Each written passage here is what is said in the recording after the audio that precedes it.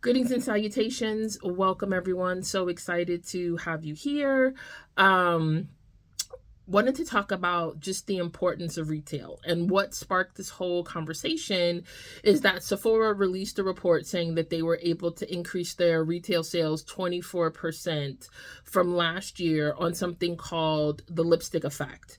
So what that basically means is people are not getting services at the same rate, but they are buying products, and they're buying high impact products. So they're getting things like lipstick and nail polish that they can do at home, that makes them still feel pretty and beautiful. And so, really understanding this shift in dynamic and making sure that you are prepared. That's whether you have a business or whether you are starting a business in the spa or wellness industry.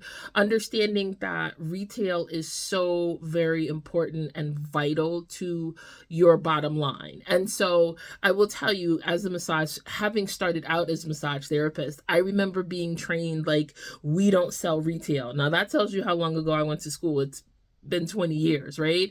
It was considered against the purity of the services that we were offering.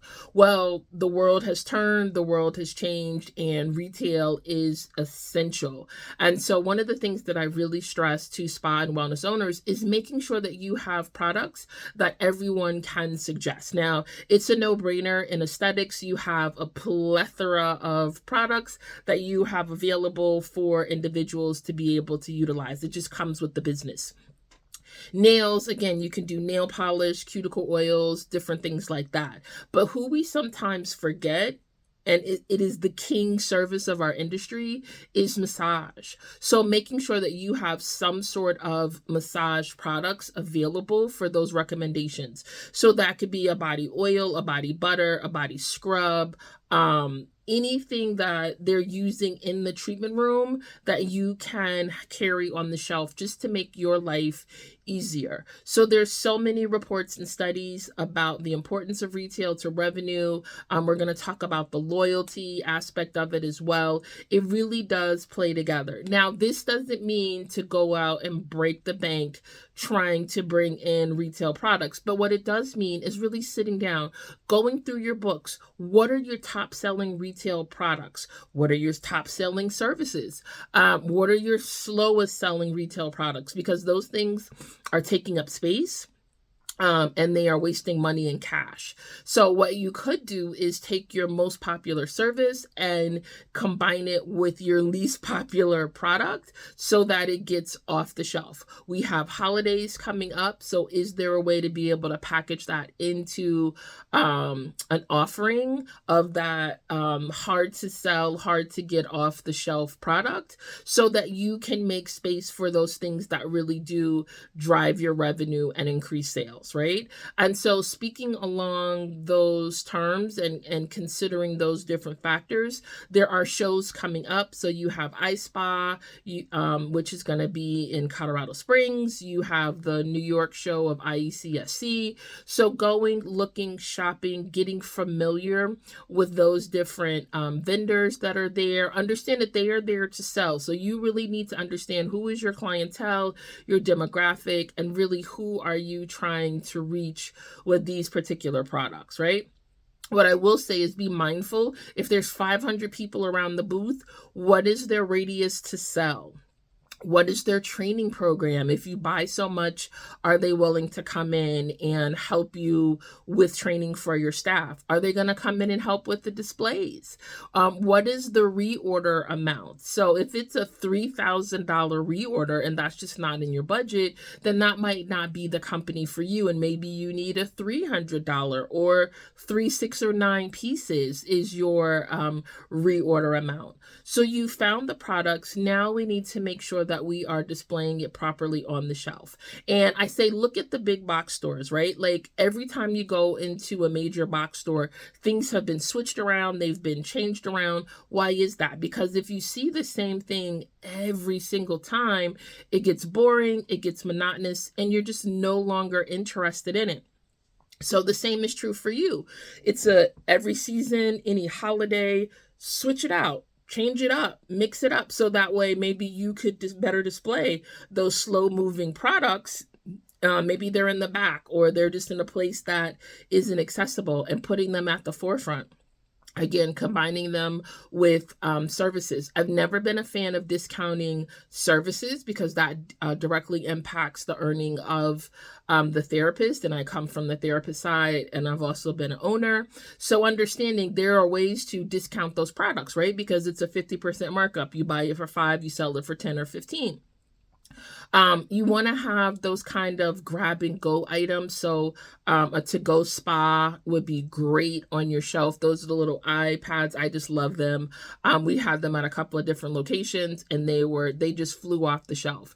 But those quick, inexpensive, probably under $20 items need to be right on the counter. And that's exactly where we had our lipsticks, our sprays, our eye to go, and lips, so that customer, as they're checking out, is like, oh, look at that, that's cute, oh, it's under $20, yeah, let's go ahead and add that on, right? And that adds to your overall revenue of your location.